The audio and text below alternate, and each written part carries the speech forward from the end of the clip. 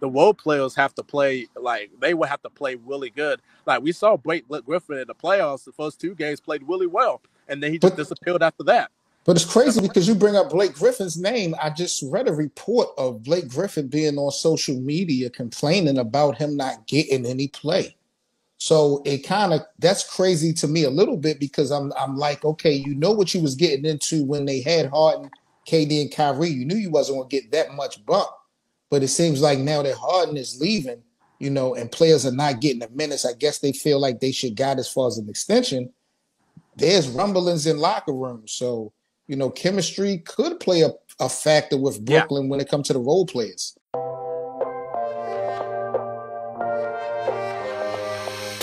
it could be.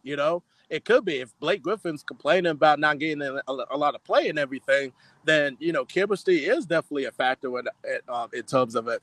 Like I said, I just think Steve Nash, as much of a great player he is, I just don't think he's the right coach for this Brooklyn Nets team. You would need somebody that you can help people accountable for and everything, and could make that a better squad.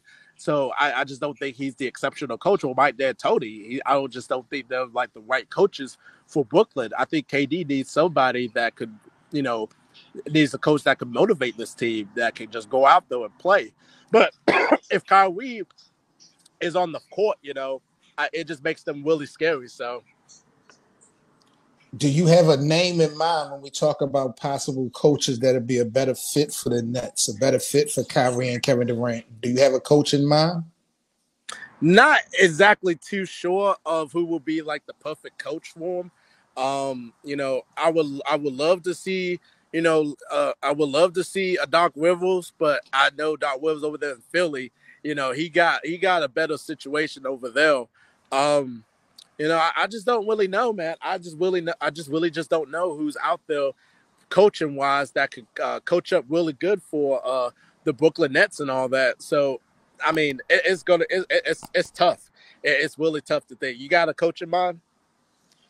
I want to see Mark Jackson get a shot. You Mark know what I mean? Jackson. I like Mark Jackson. I think that you know the he don't really need to give him an identity. I think Brooklyn got an identity.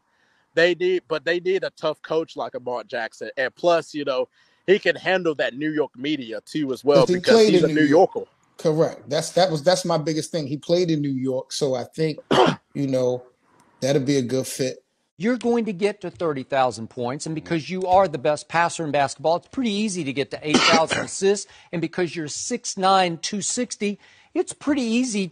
You should get to 8,000 rebounds because you were born to get to 8,000 rebounds. Well, dang. So am I impressed by any of this? No. Skip, just shut your ass up! God damn! Skip. You know what surprises me? The fact that you've been doing these shows for years and you've yet to give a realistic take. Get 'em. Come on now. How'd you even get a job critiquing athletes anyway? Get 'em. You're about as athletic as Carlton Banks at Bel Air Academy. Oh, Not Skip. to mention in the face you look like Green Goblin. Get 'em. Somebody pull up the side by side. Yup, that's him. Oh! Pumpkin throwing looking like motherfucker. Shannon, is this dude serious? He averaged 1.4 points a game as a high school senior. I know, I right? wouldn't even let him warm the water boy spot on the bench. Come on now. Now, with all that being said, do you have anything else to say? Because you got a lot of mouth on Twitter and on this TV show when I'm not around. Say it while I'm right here. What you gotta say, Skip? Yeah, that's exactly what I thought.